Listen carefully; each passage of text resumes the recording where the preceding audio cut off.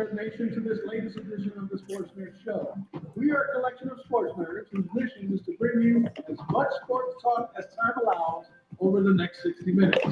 Although we will strive to be highly informative and equally as entertaining over the next hour, we must warn you that there may be some customers along the way. But we don't give a damn because that is the way most humans in the real world tend to talk, and we, the sports nerds, are no exception. So without further ado, Nerd Nation, sit back, relax, and enjoy the ride as I present to you the founder and host of this crazy-ass show, Scott, the Sports Nerd Wright.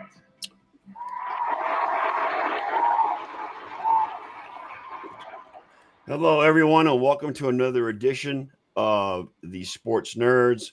Joining us tonight, besides myself, is Derek Laughlin, Mr. Fantasy Guru, although Elliot is a better fantasy player than you are, but we won't go into that. Probably not.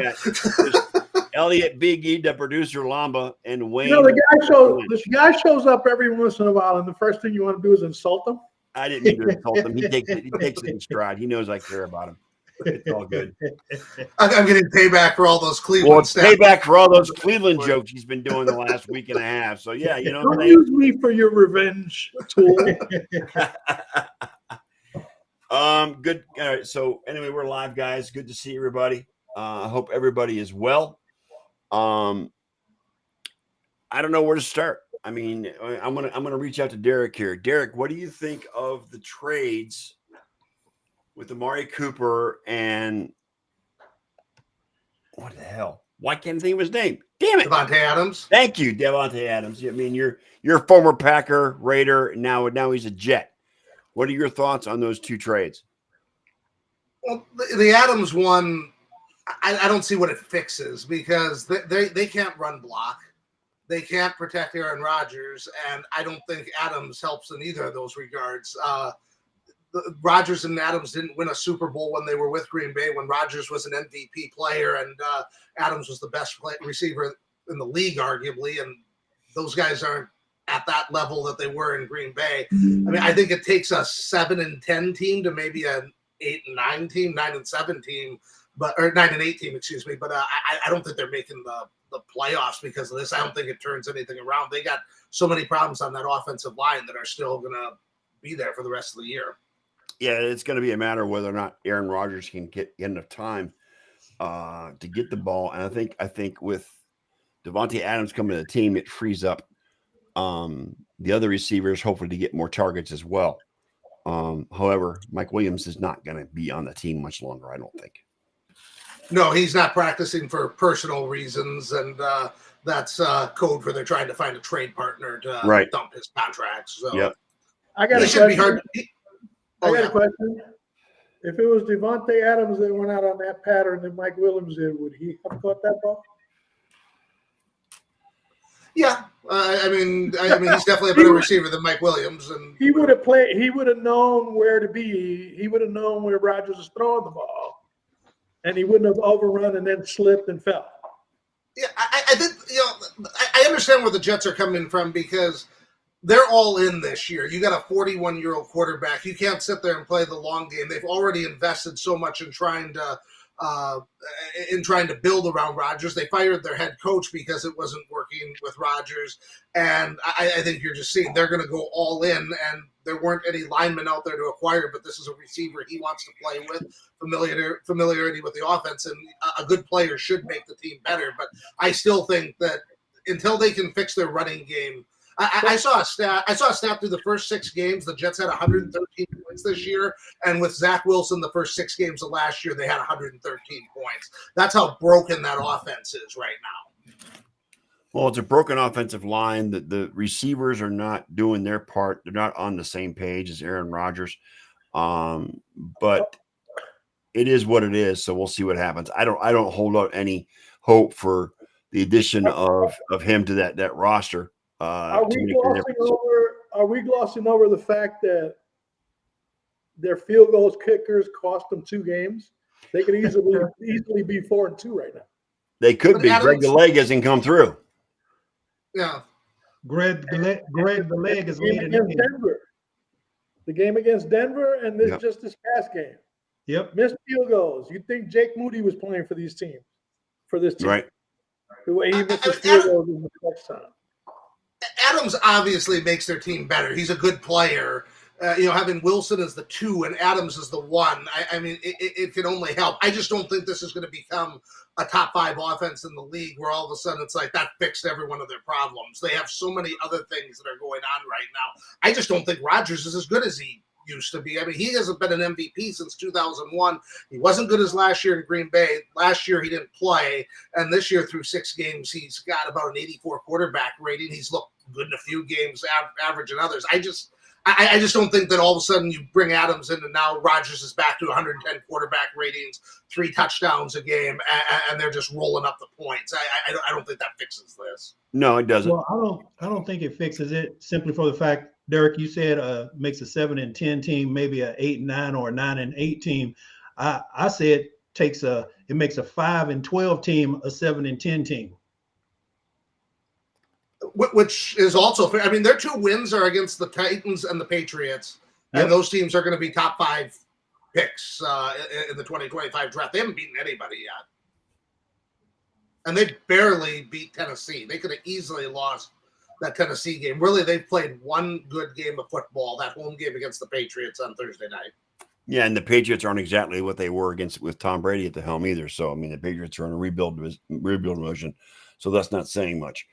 I mean, Rodgers is still going to be Rodgers. I mean, the Hail Mary at the end of the half on Sunday was another example. And hats off to Lazard for catching that ball. He made a great catch in the end zone. So, but Rodgers, I mean, it is what it is. I mean, first of all, they fired Saleh after the London game, and he wasn't the issue. I don't think. Well, in a way, he was, from what I understand, because he wasn't very good at keeping his players in line. You know what I'm saying? He wasn't able to, because you know what? You look at your great NFL coaches, and they don't let their players get away with the bullshit that Saleh was letting his players get away with. Especially Aaron Rodgers. And that's yes. Yeah, I listen to Mike Lombardi's podcast all the time, and one thing he stresses every week on there is culture, and the head coach sets the culture for the organization. And I think there's too much of this. Well, he was a defensive coordinator, and the defense is doing well, so he's doing his job. It's like, well, you don't coach the defense. You coach the offense, the special teams, the defense. You run the entire operation. And so I don't think you can sit there and say, well, the defense is good, so he isn't the problem. That he's responsible for the whole team. That's why he's the head coach. But the thing is, he's been there, 4 years now? He was there 3.5 years or whatever. And the team never amounted to much of anything. And you know what? I put a little bit of blame on Rodgers too, because he didn't show up to gel with his team in the preseason. You know what I'm saying? He chose to go to Egypt and do this and do that. Well, instead of it's just an walking excuse. into a situation where he could have come off as a leader. Now he's coming off more as a whiner than anything else. Well, the other issue I've had with him is he complained about the Green Bay front office that they didn't give him the talent that he needed to succeed, and then he's brought all the talent that he couldn't succeed with in Green Bay over to New York. And so I don't get what his complaint was. I mean, the only thing that's really changed for him is the geography, but the other thing that's changed is the offensive line, and that's the big difference between Green Bay and the Jets. Green Bay prioritizes having a good offensive line, and that's one reason why they're good year in and year out, is that's a priority for them, and the Jets don't have that. That's why I thought it was a bad match when they did it last year before he even got hurt. Right. Although I mean, this is my opinion, I think the Jet offense looked a little bit better without Nathaniel Hackett making the calls, okay, this past week. Again, they should look half bad. The Monday night game didn't look half bad at all. The offense. So, I mean, I think the Amari Cooper trade helps Buffalo more than Adams helps the Jets, because Yes. Allen needed that prime time receiver. He needed that guy. and now he has them. And that's only going to open up stuff for guys like Shakir, Mac Hollins, Knox, Curtis Samuel, Kincaid. Kincaid, Knox. Yeah, and Kincaid and Knox and Cook when he gets healthy, if he's not healthy already. Right. The other thing is they only have to pay him $800,000 this year because Cleveland accelerated the entire contract in the offseason. So you're paying, Cleveland's paying to improve Buffalo's team. The other good thing I liked is did you see that meme going around that about Jerry Jones as a criticism of him, that he only got a 5th round pick for Cooper and the Browns were able 2 years later to get a 3rd round pick? Yeah, I saw that. Yes, that's hilarious. That just goes to show you the lack of acumen that Jerry Jones has. Yeah, Jerry Jones is the worst GM owner in the NFL at this point, guys. I'm sorry, it is. He's all in. Yeah, he's all in, right? Yeah, He's already announced that they're not going to be active at the trade deadline. he's all in, and he got embarrassed in front of his home fans against the Lions. So On his birthday. on his birthday, no less. Yes. Well, Jerry Jones needs to fire the GM. Then he takes it out on a reporter. You know what I'm saying? He calls in a radio show and goes off on the radio announcers. I mean, come on, Jerry. Come on. I mean, you're 82 years old. Grow up for Christ's sake. Fire the GM, Jerry. Fire the GM. Senility is real. Yes, it is. Just ask Donald Trump. Anyway, moving forward. I think Donald Trump and Jerry Jones might be cut from the same kind of cloth. Yeah, you know what I'm saying? They both think they know what the hell they're doing, and they don't. Yeah. Real quick. What was the other one I wanted to go with? Jesus. Oh, Pittsburgh's probably going to start Russell Wilson this weekend. I don't get that at all. I don't understand that at all. I do. I absolutely get it. Justin Fields is not playing at a high level, and I think you got to ask yourself, can you win the division with this? Probably not. I mean, Baltimore is going to be the favorite there. Can they make the wild card again and lose in the first round? Yeah, they could do that. But I mean, what is Fields doing there? You're basically winning games by taking the air out of the football, and he's throwing 25 times and gaining 160 yards. So what happens when Russ doesn't cook and he winds up serving drive-through food? Okay, like he did 2 years ago. Go back to Fields. He regresses back to what he was 2 years ago, which was pretty horrible. Go back to Fields. They invested neither one of these guys are going to be the quarterback next year.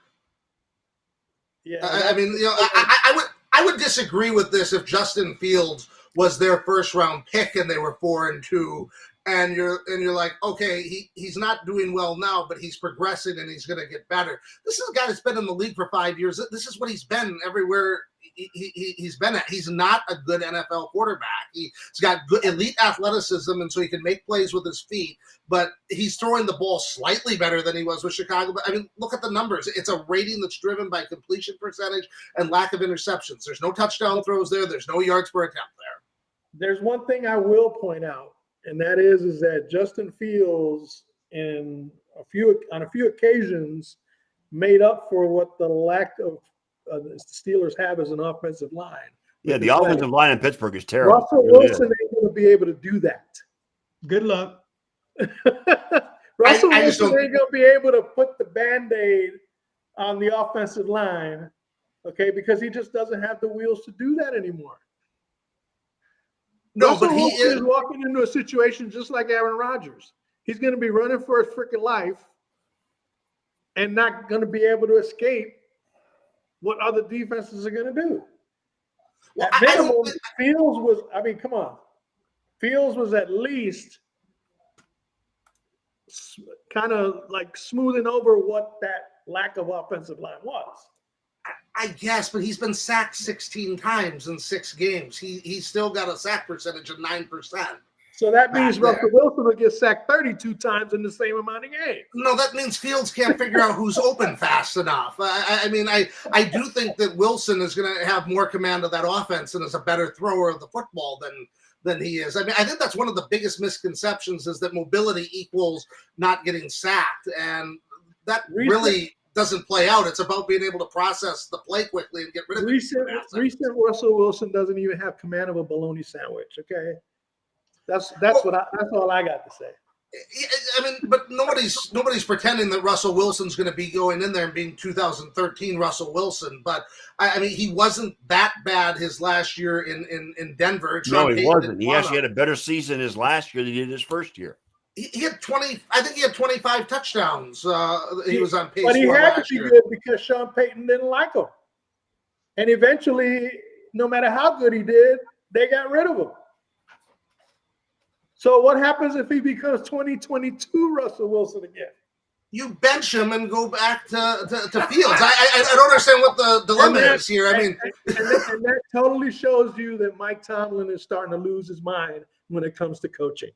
no, he's got a bad quarterback situation, and I mean, Russell Wilson didn't average a lot of yards. I'm looking at his stats. He averaged 204 yards passing last year, but he had 26 touchdowns, 8 picks, and a 98 quarterback rating. What was he an elite quarterback last year? No, otherwise Denver would have kept him. I mean, I'm not sitting here saying that Sean Payton didn't want to keep him.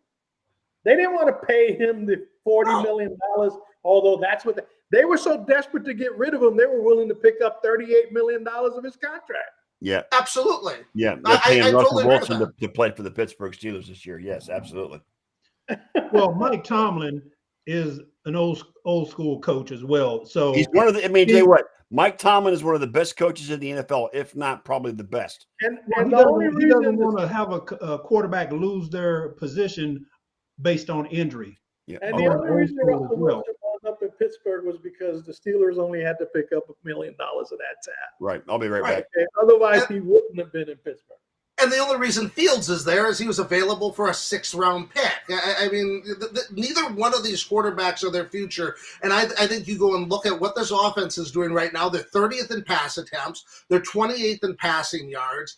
I mean, that's not good enough. And so, I mean, if you bring Wilson in there and they move up to 25th in pass attempts and 20th in passing yards, that's still good enough compared to with where this defense is at. This is a top 5 defense. I think it's worth the gamble. You gotta see what you have there. Wilson is more accurate than Fields. His passing, he's more accurate. So I think that's part of the move, as well as you can't lose your job to injury. I think the Steelers defense is slightly overrated this year myself, but I mean, they gave up all those points to Indianapolis. They couldn't hold it down against Dallas. When Dallas was playing shit the entire game on the last drive, they couldn't hold it down. You know what I'm saying? It seems to me like that Pittsburgh defense isn't all the hype that people make it. Well, I don't know.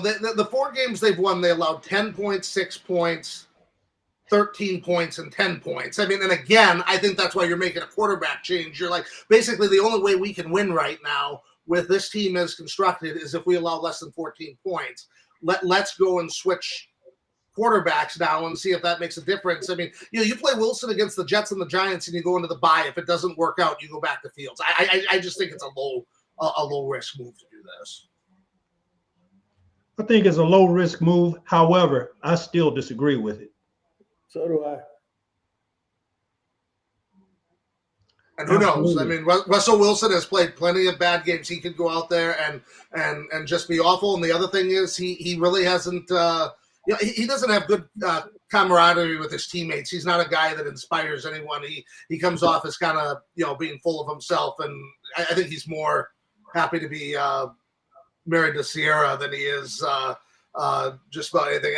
Ever since he married her, he's been all about being that celebrity guy and just being disconnected with his teammates. So I know another guy involved with a celebrity whose game has gotten a little, how should I say, not so good anymore.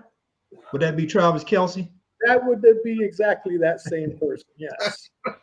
Well, I was going to say his game has gone to shit since Taylor Swift and since he yelled at Andy Reid on the sidelines of the Super Bowl last year. Yeah. Well, going back to Derek's comment about Russell Wilson, I was going to make a comment. Who the hell does he think he is? Aaron Rodgers? No, he's not. No. I mean, no, Russell Wilson with the self-centered, attitude and disconnecting from teammates and things of that nature. Yeah, well, not only that, but Russell Wilson has pretty much played his way out of the Hall of Fame talk as well in the last few years. I don't know. He'll probably still get there, but I mean, just for the fact that he won a Super Bowl alone. Okay. Right. I still think He won with- Yeah, he did win one, and then because of Pete Carroll, he lost one. Instead of going with Pete Carroll didn't want Marshawn Lynch to get MVP. Yeah, I don't know. I was going to say that, I mean, you're fourth and goal on the 1 inch line. You're going to go with a pass instead of giving it to Marshawn Lynch. Give me a freaking break. Anyway, that's why Pete Carroll is now on the bench, and you got a new coach in Seattle. I'm going to take this time to rant a bit. News came out of Cleveland today that the Browns are no longer going to improve the stadium on the lakefront.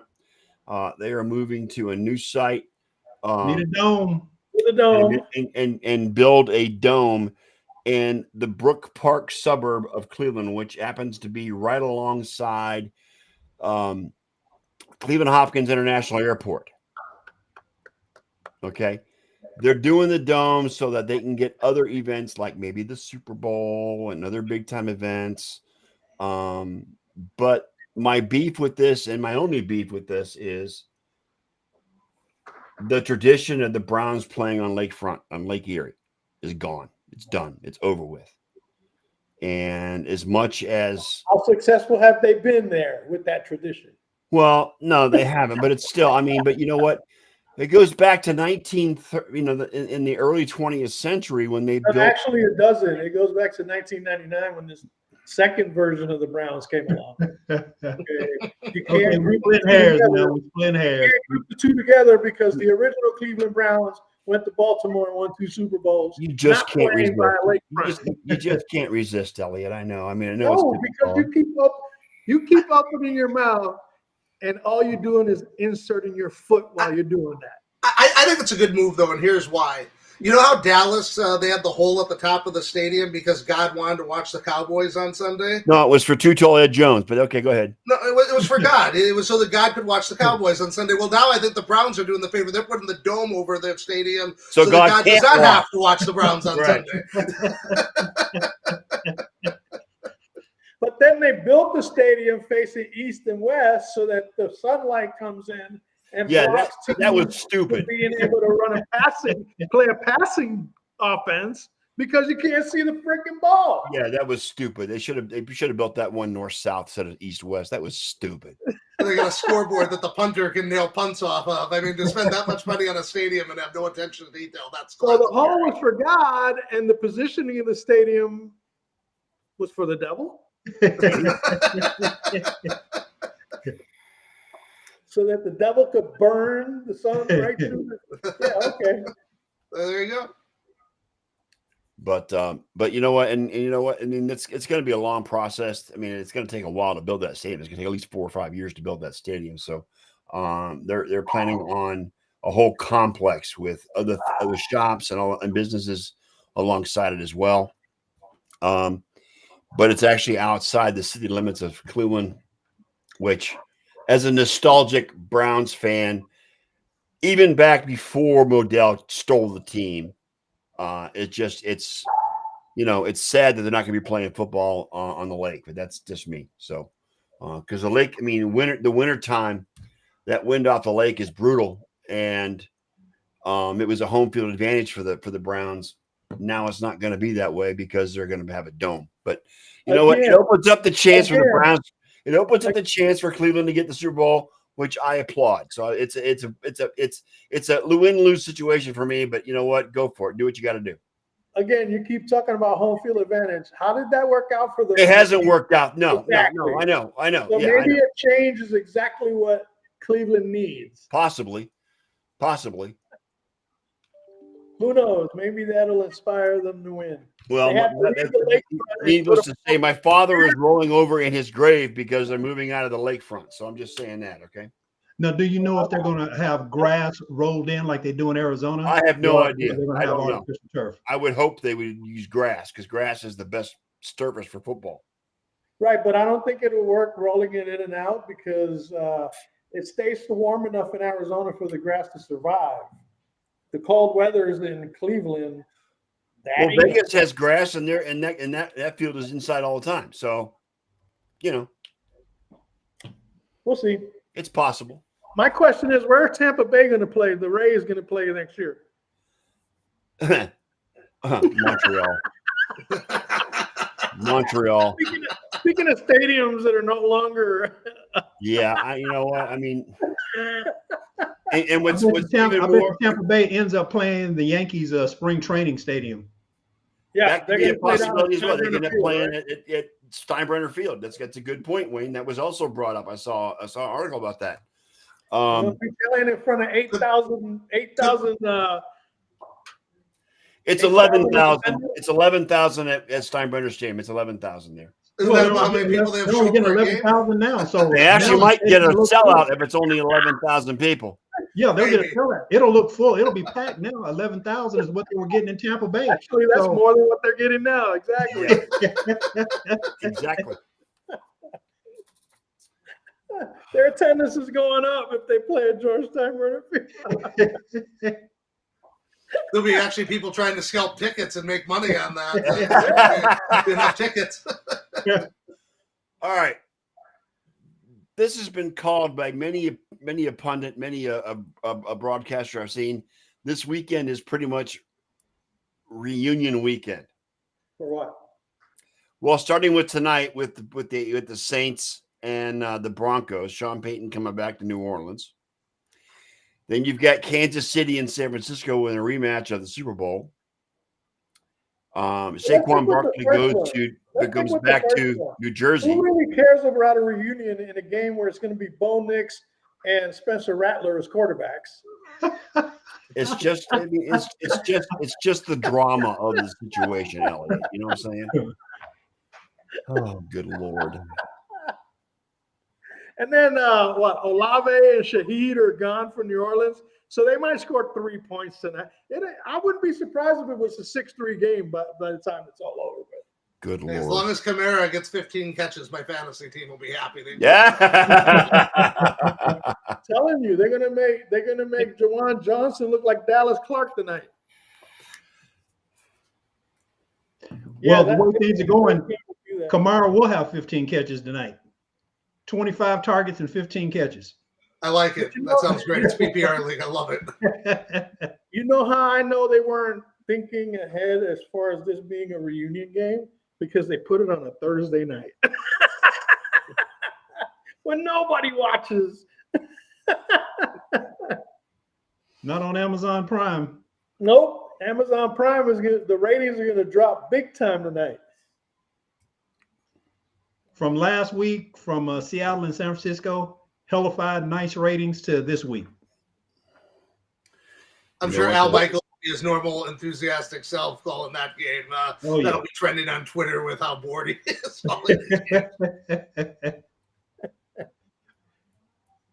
What I find interesting is that the 49ers played last Thursday, so yeah, more or less a mini bye, so 10 days off.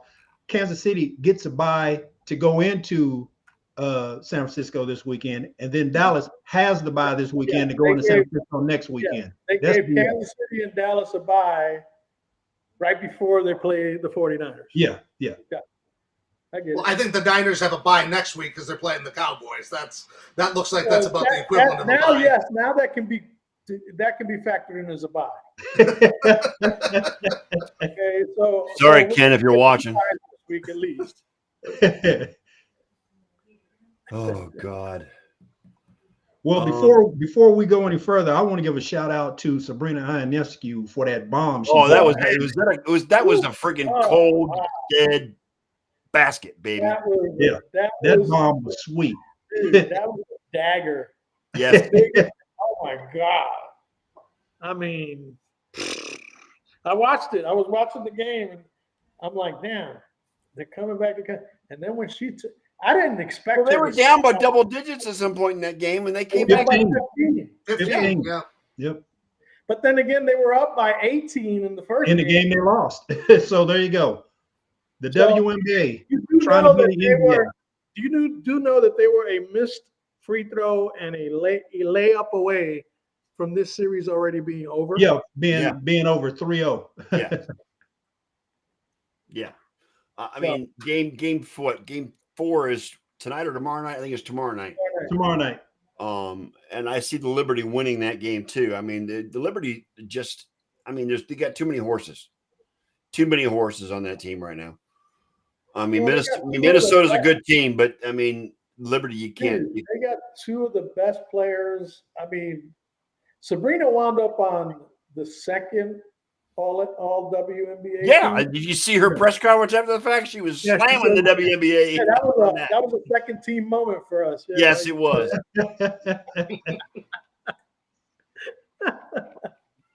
Yeah, that shot. I mean, Yeah. you gotta have ice water in your veins to put up a shot like that. the thing is, as soon as she let it go, I said, "Oh my God, that's going in." Yes. And people are calling it the greatest shot in New York sports history. I'm not gonna go that far. Yeah, I'm not gonna go that far either. No, I'm not gonna go that far. That's hyperbole right there. Yeah. Yeah, that's a bit much. Do you follow The WNBA greatest at all? shot in Derek? WNBA history for the Liberty. Right. Derek, do you watch WNBA or is it like a secondary thing for you? A little bit. I mean, football takes up so much of my time. I struggle to make time for the rest of the sports, but I enjoy watching Caitlin Clark. I watched her 2 years at Iowa, and so I'm definitely one of the people that kind of came into the WNBA this year to watch her play. And I did watch the game 3 that went back and forth with Connecticut that they lost at the end of the game, and then I haven't watched. I'll be honest, I haven't watched that much since. I'll tell you what, she women's was college eliminated. basketball is really, really coming on strong.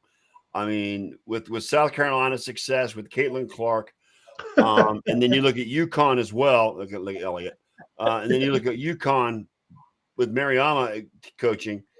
I mean, the NCAA women's basketball is growing and growing and growing, and it's a great thing because they're finally getting the attention they deserve. I mean, I'm just a casual observer when it comes to women's basketball, but I mean, I'm not one that doesn't know what's going on, and I'm very happy to see it.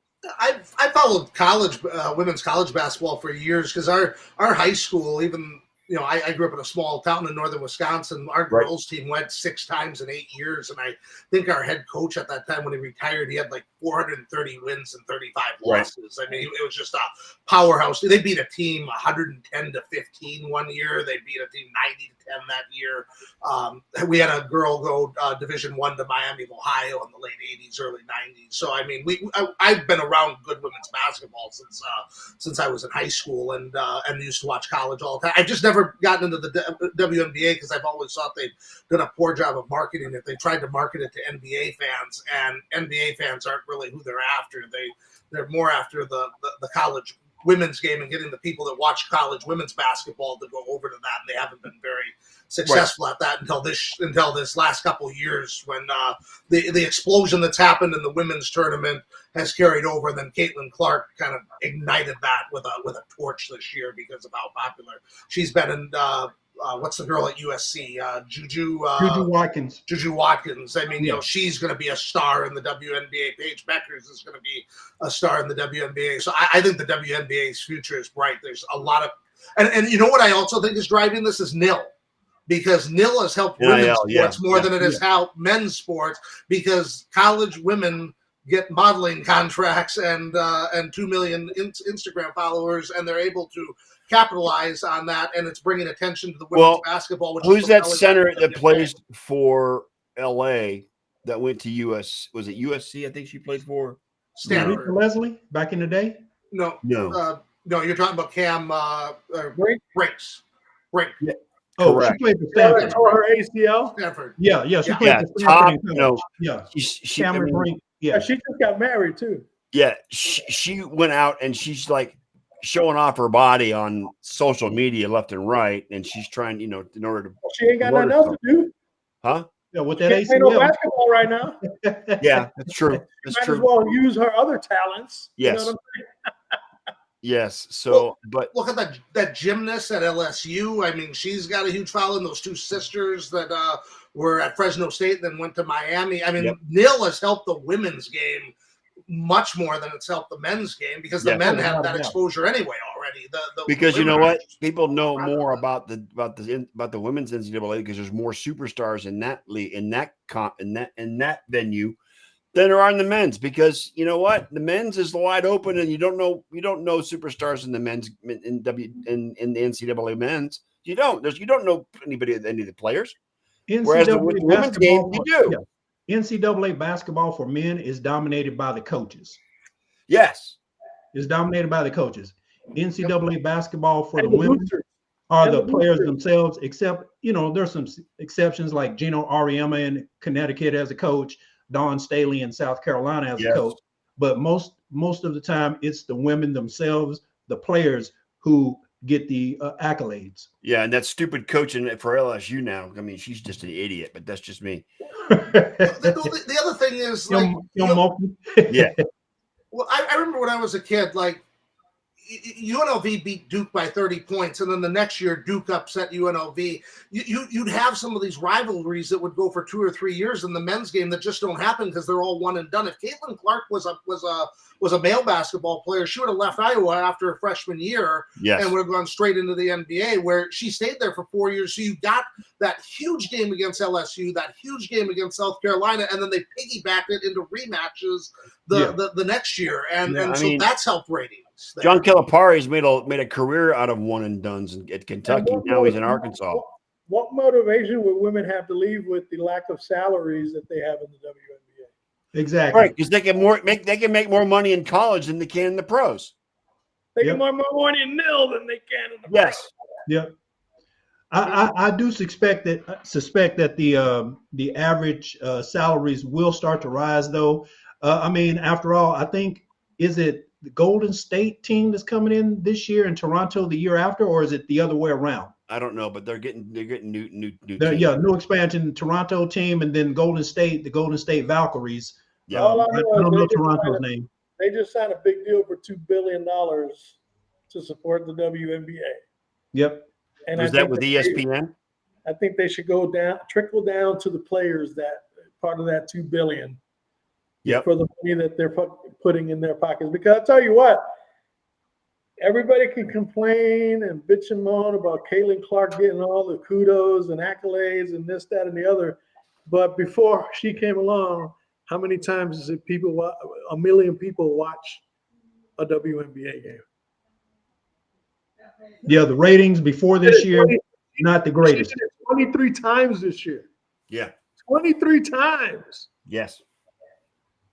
I think before that, they only had one time that a million viewers showed up for a WNBA game. Yeah, they need to figure out how to carry over her attendance into into some of the other games, because I was looking at some of the attendance figures. Like, she had all the top selling games, and like the Indiana games were out And of this there world were compared to the rest venues of them. in the visiting cities that had to change the venue because of how many people there was in demand to watch her play basketball. They Right. went to bigger arenas, so big to able to hold the fans. I mean, that happened. Yeah. Shit, when she came to Phoenix, it was a madhouse up there at the Footprint Center. You know what I'm saying? I would mean, imagine. the attendance was ridiculous, and people were just a buzz all over Phoenix. You know, I and mean, then the women's game is just exploding right now. It's because there's so many great stars playing basketball for the women, both college and pro. Yeah, when Juju Watkins gets there, if she maintains her trajectory, she will bring a following with her as well. So, and I'm gonna tell you another thing. I went to a game, the Liberty against the Mercury, and these girls play their asses off. Yeah. Okay. They're not making all this money, but yet they're putting everything they got in to play these games. Yep. You don't see a lot of fouls, okay, to slow down the game. You see hard-nosed ball, where in the NBA, you got these guys, once they get their bag, they don't really give a shit anymore.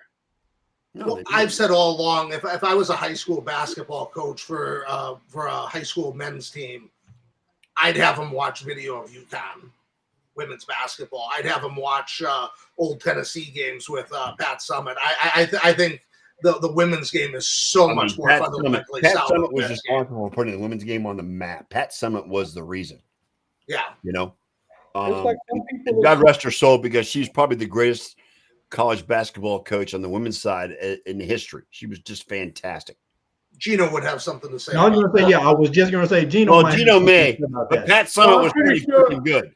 Pretty sure the chick that was in Stanford for 47 years might have something to say about that too. Oh yeah, All right, all right. I stand corrected. The Okay. winningest coach in women's basketball yep, ever, or in any sport actually. yep. She passed Krzyzewski. She Yep. passed everybody. Yep. I mean, I understand she was there for 47 years, and that kind of contributes to that. Kind of like LeBron scoring 40,000 because he played, what, 80 years to get there? Yeah. You know? In case you don't know, Elliot is not a big LeBron fan. I'm just going to put that out. No. And In fact- neither am I. And the fact that Neither he's, am I. and the fact that he's propping his son like something that he isn't. Bronny James is a terrible NBA player. He is just god awful. He really is. If it wasn't Yeah. for his dad, he wouldn't be in the NBA. I'm just saying.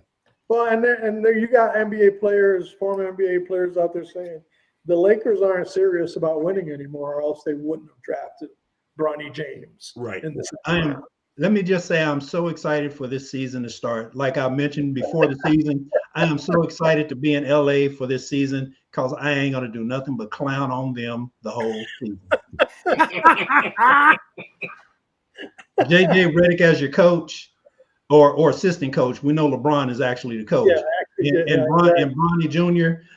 just like taking- Rob Yeah, Pelinka, taking up a spot on the roster that somebody else could be using. So Rob Pelinka is the assistant GM to LeBron. yes, So, you know, and I'm Jeannie not an Buss- NBA fan, but I'm excited for the season. and Jeannie Buss is the co-owner because LeBron owns the rest of the Yeah, team. he owns the rest. Yes. You know what I'm saying? Yeah. And a lot of Derek, people- what do you think about? I'm going to switch gears here a bit. Derek, what do you think about the fact that Tom Brady got approved as part owner of the Las Vegas Raiders? I think it makes him a worse announcer. Yeah. I mean, he can't do anything. I mean, Right. he can't go to production meetings to meet with other with the players. He can't beforehand. He's be gonna be- in the locker room. He can't. I mean, his Yeah. hands are You know tied. what? You got to give him credit, though. He was smart. He signed a $375 million contract, used the money to buy into a football team, and now doesn't really have to do a whole lot of work to be an announcer. And you know what? He sucks as an announcer. I'm just saying that right now. He's I mean, terrible. I love how he clowned on Baker though. When Baker made that comment, you could just see the when Baker made yeah, the- you could see the competitive juices coming out. He goes, I thought the most stressful part was not grabbing a Super Bowl ring. He I goes, mean, wanted if I wanted them to have fun, I would have took them to Disneyland like my kids. You know what I Yeah. mean? Yes, yeah. This wasn't a daycare. We were out here to win football games. Exactly. Yeah.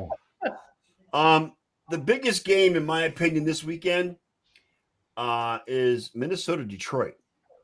This is Oh, yeah. gonna be one Gonna hell be of a interesting. game. Yep, going to be interesting. I mean, it's going to be in Minnesota. Minnesota's undefeated. Detroit's 4-1, but they're playing lats out after embarrassing the Cowboys on their home field last week.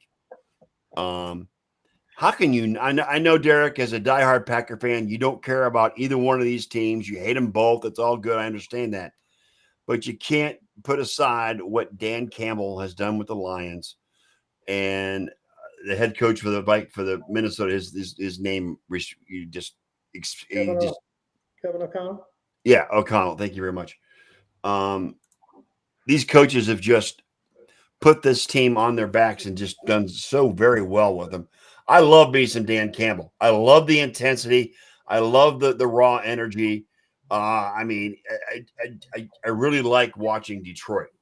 I don't dislike Yeah, Detroit. hey, I know they're everything that Cleveland's not. Exactly. Well, you know, come on.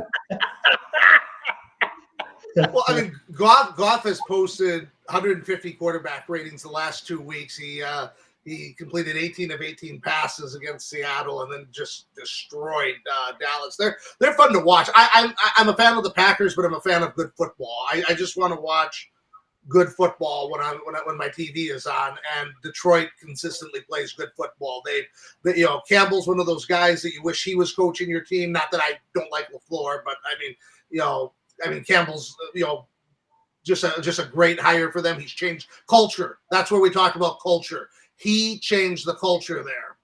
Hmm? I mean, there's no ifs, ands, or buts about that. That's what a head coach does. That's what hasn't happened in New York.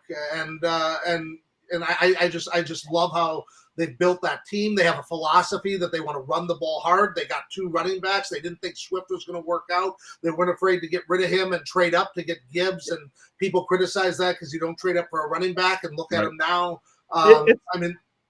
When you have a vision and you have culture, that's what's possible. And Detroit's one of the most fun teams in the league to watch. Yep. It's amazing what happens to teams when their owners step away and let the professionals run the team.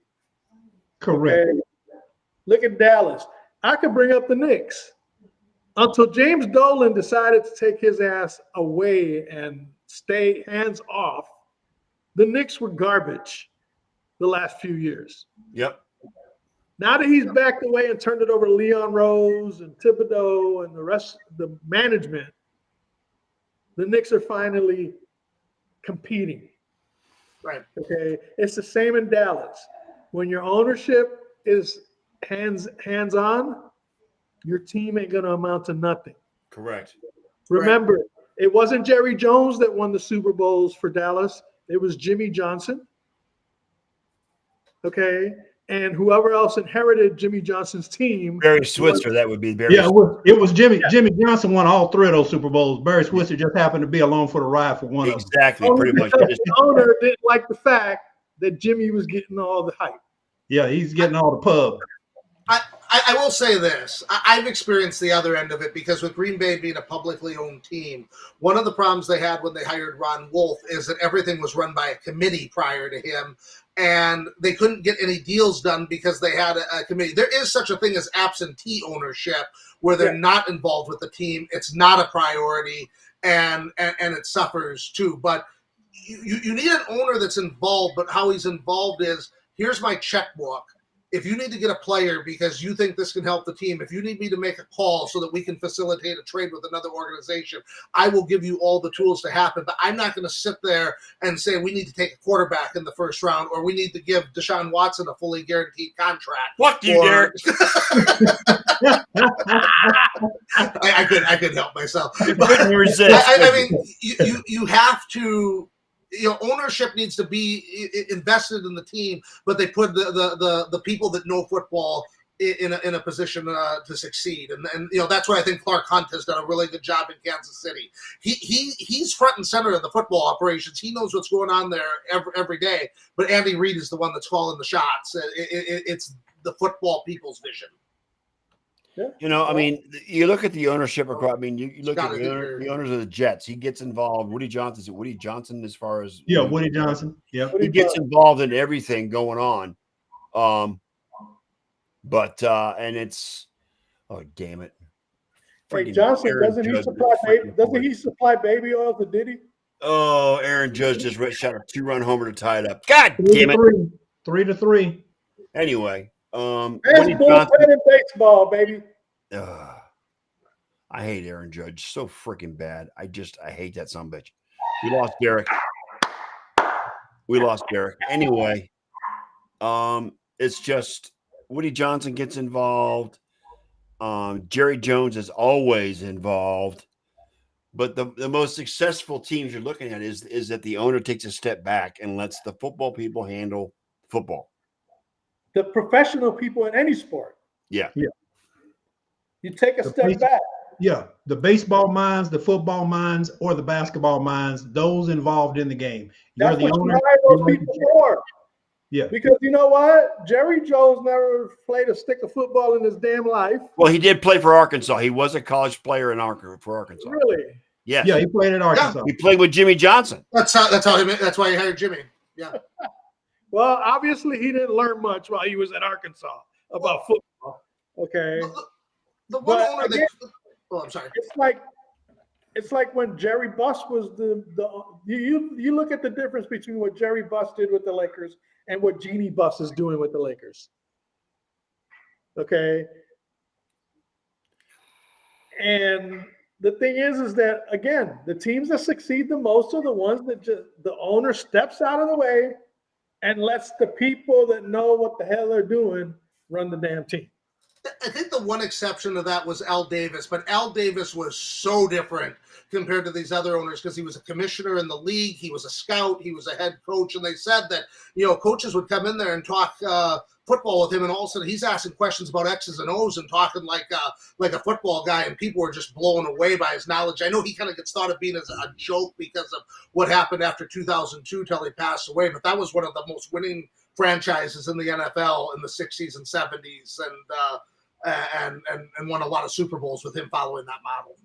Yeah, Al Davis was the exception to the rule because his involvement helped the Raiders be successful. Okay. But he was at a level where he coached and he was a scout, not just an owner, just trying to put his fingers in the pot, so to speak. He covered all the bases. His slogan alone gave him the credibility that he got. Oh, Jesus Christ. Commitment to excellence. Who hit a homer this time? Stanton. So back to back. Yeah. Off the best closer in baseball? Yes, off the best closer in baseball. Yes. It's now 4-3. Good fucking God. People wonder why I fucking drink. He blew game 2 against Detroit as well. Yeah, I know. So I guess at this point in the game, since it's 4-3, I guess you can say Class A, kiss my asse. They had a sign up here a little while ago, Master Class A. Yeah. Okay. Oh my goodness. Oh, good Lord. And now they'll bring in Luke Weaver. Hey, did you see the meme I put up of Luke Weaver? No. What, busting people up in WWE? Yeah, with a chair. He put his head on Stone Cold, and all the guys in the ring have faces of the Cleveland Indians. Yes, I did see that. That was funny. Yep. So Class A, yep. You can kiss my ass. Yep. Fucking hell. Pisses me off. Anyway. Hey, they're Class A less.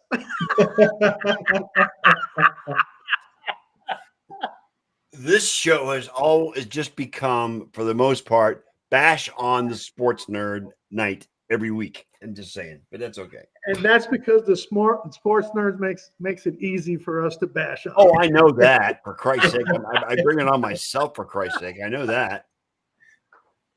So you had a 3-1 lead, gave up a 2-run, and then another homer to Stanton. Shut up. Enough, Wayne. Leave me alone.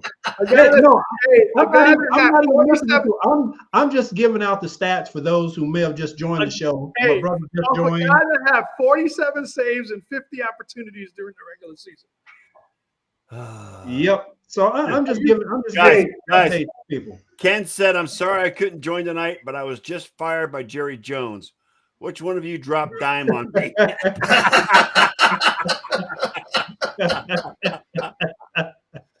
I love Jerry Jones firing everybody but himself. He needs to fire the GM. Plain and simple. Hey, Scott, remember you said it's on? Game on? Yeah, I know. I said the game on. Yeah. You know what? I also predicted. I did not say we were going to beat you guys. I just said it's on. Whatever happens. That's what it sounded like before the series started. Oh, stop it! I can't wait for the Guardians to get in there and play the Yankees to see who the best team is. Oh, Jesus Christ! That's what your statement was. That's why it makes it so easy for us to clown you. I may cancel the Sunday show just because of all this crap, but it's okay. let's just say if they get swept, you might want to cancel the Sunday. You can't do that. Nick Chubb is coming back. Oh, good Lord. Derek, I mean, not even And you God know what? can help this team. What the I'm hell's just Nick saying. Chubb going to do with that offensive line? He ain't going to do shit with that offensive line. I mean, Watson might be able to throw the ball to him if he stands close enough to him. Cooper was too far away. At least Chubb will be, but be closer. He might be able to hit him. Hey, Watson is suffering from Darnollitis. He's seeing ghosts now in the pocket. He doesn't know where the hits are coming from. Knowing him, he'd probably run into Chubb and bust his knee up again. He knows where the hits are coming from. They're coming from everywhere. I'm telling you. I'm just And going to who are they say this. playing this week?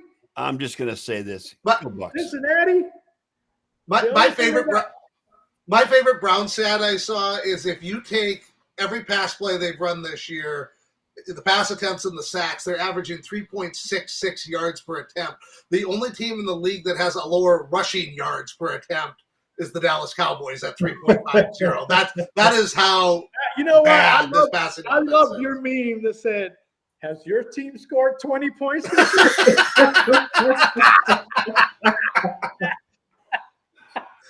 32 teams in the league, 31 have.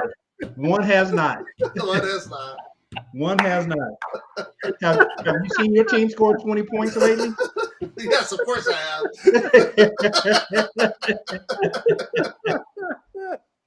I hate all you motherfuckers right now. I really do. Well, at least they don't have Joe Flacco there ruining his confidence and making it where he's Come on, nervous. Derek. That was the worst. That was the biggest mistake. Besides the Watson contract, the biggest mistake that the Browns did was releasing Joe Flacco. Come on, really? Yeah, They didn't even offer him anything. They didn't release him. They just let him go. Yeah. They didn't even call him. No. Yeah, the Giants tried to re-sign Saquon Barkley harder than the Browns tried to get Flacco back. Thank you for that, Derek. I appreciate you. Go Bucks. Let's go Baker. Yay. Speaking of redemption games, Barkley gets to play against the Giants this week. Correct. Yeah. I got a feeling he's going to have a field day. But I'm mad at the schedulers of the NFL because the next two games are Denver, New Orleans, and who else? Jacksonville in London. Jacksonville and New England in London on Sunday. Yeah, Yes. New England and Jacksonville. And then to top it all off, they end it with a Monday night game between the Chargers and the Cardinals, which is so bad, it's only going to be on ESPN Plus exclusively. Good Lord. Yeah. Not Oh my good. God. Not good at all. All right. I've taken enough abuse. Let's get the hell out of here.